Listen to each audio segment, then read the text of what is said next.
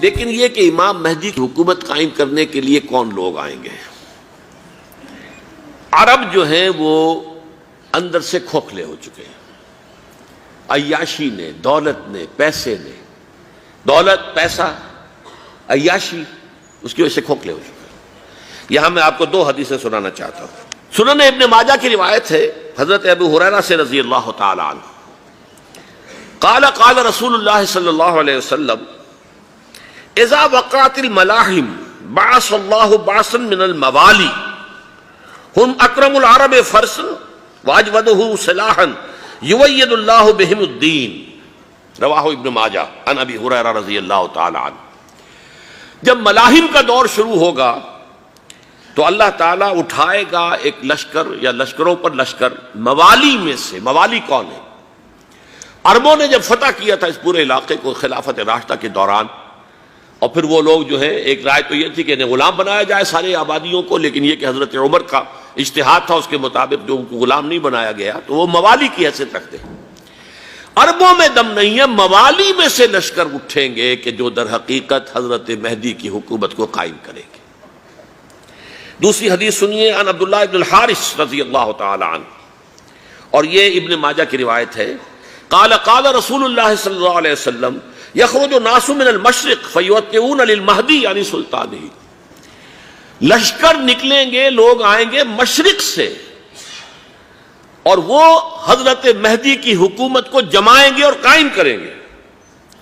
اب ذرا نوٹ کیجئے کہ جزیرہ نماء عرب کے مشرق میں کون سے ملک ہیں؟ تین: ایران، افغانستان، پاکستان۔ یہ تین سالڈ مسلم ممالک، مسلم آبادی اکثریت۔ ویسے تو یہ کہ آگے ہندوستان میں 20 کروڑ مسلمان ہیں، لیکن وہ 20 کروڑ جو ہیں وہ تو 80 کروڑ کے اندر تحلیل ہو جاتے ہیں غیر مسلموں میں، لیکن یہاں جو معاملہ ہے یہ غالب اکثریت کے۔ ان میں سے ایران کا معاملہ جہاں تک ہے، نمبر 1 یہ کہ وہ شیعہ عقائد کے حصار میں بند ہے، اس سے ادھر ادھر ہونا اس کے لیے ممکن نہیں۔ حدیث میں یہ بھی آتا کہ اصفہان سے 70,000 یہودی دجال کا ساتھ دیں گے۔ لیکن بہرحال خراسان ایک صوبہ ہے افغانستان کا اس وقت بھی، شمال مشرقی کونے میں، مجھے امید ہے وہاں سے خیر کی، کیونکہ خراسان کا لفظ وہاں پہ شامل ہے، اور حضور کی حدیث میں بعد میں آپ کو سناؤں گا کہ خراسان سے فوجیں چلیں گی جو یروشلم کو دوبارہ حاصل کریں گی، فتح کریں گی۔ جیسے پہلے یروشلم کھویا عربوں نے تھا، دوبارہ حاصل کیا تھا کرد نے، کرد خون صلاح الدین ایوبی رحمت اللہ علیہ، ایسے اب پھر عربوں نے کھویا ہے، لیکن لینے والے خراسان سے لشکر آئیں گے۔ یخرج من خراسان رایات سود لا یردها شیء حتی تنصب بإیلیا، خراسان کے علاقے سے کالے علم لے کر لشکر چلیں گے جن کے رخ کو کوئی موڑ نہیں سکے گا جب تک کہ وہ جا کر یروشلم میں نصب نہ ہو جائے۔ اس کے بعد نام آتا ہے پاکستان کا۔ یہ ہے میری اور آپ کی داستان، اور یہ ہے سبب جس کی وجہ سے کہ میں آپ سے یہ گفتگو کر رہا ہوں۔ اصل میں تو کس لیے؟ محض ایک علمی استفادہ، محض اپنی بات آراء کو ظاہر کرنے کا شوق نہیں، بلکہ یہ کہ اپنی ذمہ داری ہم پہچانے کہ ہم کس مقام پر کھڑے ہیں۔ دیکھیے، اس پاکستان کے بارے میں یا ہندوستان کے بارے میں علامہ اقبال نے کہا تھا اپنے ترانہ ملی میں، میرے عرب کو آئی ٹھنڈی ہوا جہاں سے، میرا وطن وہی ہے، میرا وطن وہی ہے۔ اور مجھے بتایا گیا کہ سنن ابی داؤد میں یہ روایت موجود ہے کہ حضور نے فرمایا کہ ہندوستان کی طرف سے مجھے ٹھنڈی ہوا آتی، اگرچہ مجھے وہ حدیث ابھی نہیں ملی ہے، لیکن حزب التحریر کا ایک کارڈ مجھے ملا تھا، تو اس میں اس حدیث کا اور اس میں ابو داؤد کی روایت کا حوالہ موجود تھا۔ لیکن میں جو چیز آپ کو بتا چکا ہوں وہ یہ کہ الف ثانی کا پورا تجدیدی کارنامہ اس ہندوستان کی سرزمین میں ہوا۔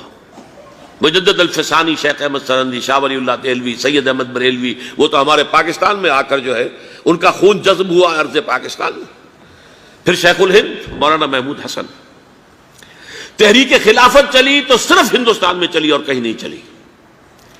آزادی کی تحریک چلی پوری دنیا میں، وہ نیشنلزم کی بنیاد پر چلی، ملے نیشنلزم، عرب نیشنلزم، ترک نیشنلزم۔ ہمارے ہاں چلی تو اسلام کے نام پر، پاکستان کا مطلب کیا؟ لا الہ الا اللہ۔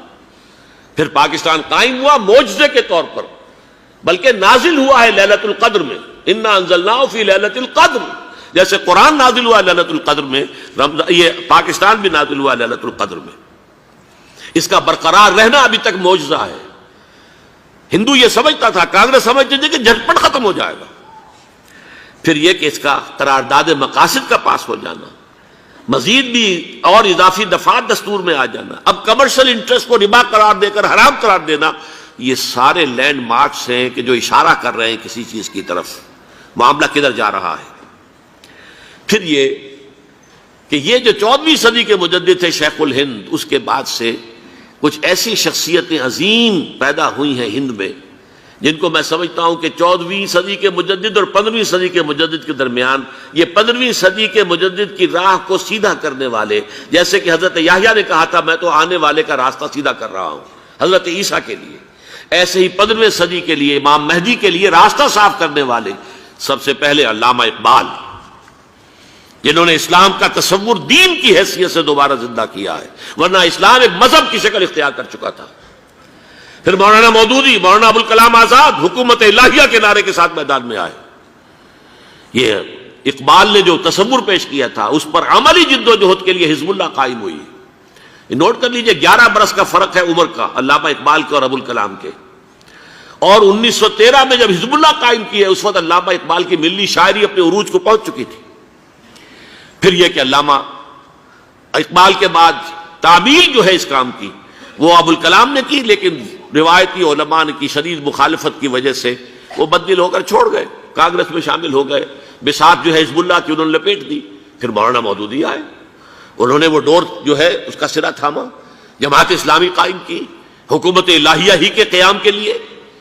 اگرچہ میرے نزدیک یہ کہ وہ انتخابی اور ایک قومی سیاست کی ایک جماعت بن کر پاکستان میں جو ہے دلدل میں پھنس گئی ہے، اب ہم اس کی کوشش کر رہے ہیں، تنظیم اسلامی اور یہ تحریک خلافت جس کے تحت یہ جلسہ ہو رہا ہے، یہ ساری چیزیں وہ ہیں کہ آپ کو سوائے پاکستان کے اور کہیں نہیں ملیں گی پوری دنیا میں۔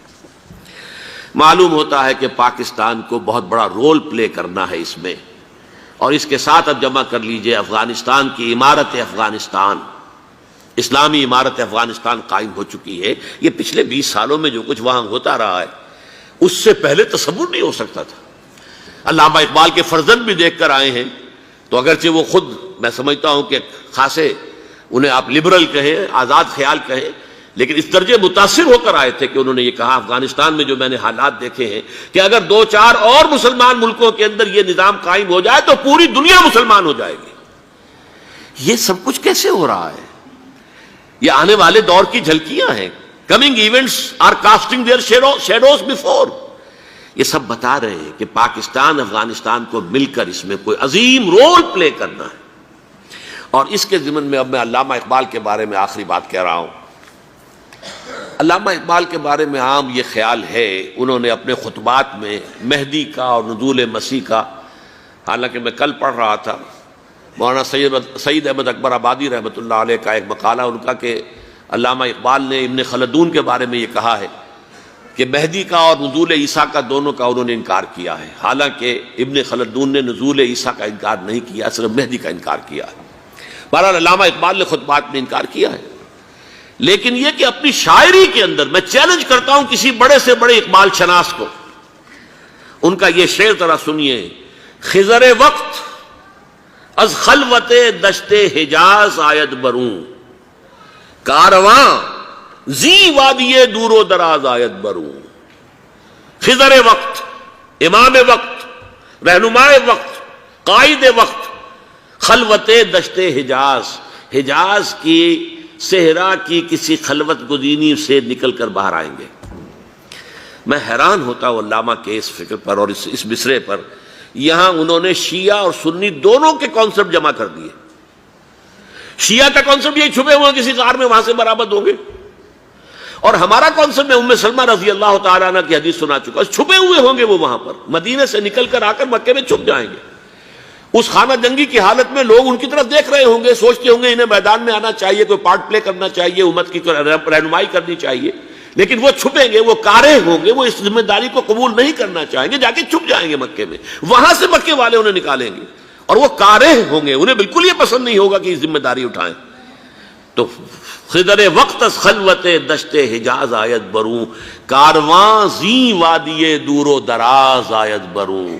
کارواں جو چلے گا ان کی مدد کے لیے اس وادی دور و دراز، اس عظیم وادی دور و دراز، یہ وادی سندھ ہے۔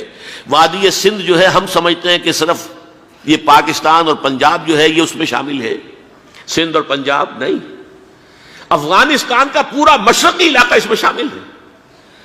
جیسے دریائے جہلم سندھ میں جا رہا ہے، جیسے دریائے گلگت سندھ میں آ کر ملتا ہے، جیسے دریائے چناب اور راوی اور جہلم اور یہ سب جا رہے ہیں اور آ رہے ہیں، اسی طرح دریائے کابل کہاں سے آ رہا ہے، دریائے گومل کہاں سے آ رہا ہے، ٹوچی کہاں سے آ رہا ہے، یہ سارا جو ہے ڈرین جو ہو رہا ہے، ایسٹرن جو ہے پارٹ آف افغانستان، یہ سب وادی ہے۔ اس وادی کے یہ دو حصے ہیں، ایک حصہ جو ہے یہ ادھر پاکستان میں ہے اور اسی وادی کا دوسرا حصہ جو ہے وہ افغانستان میں ہے۔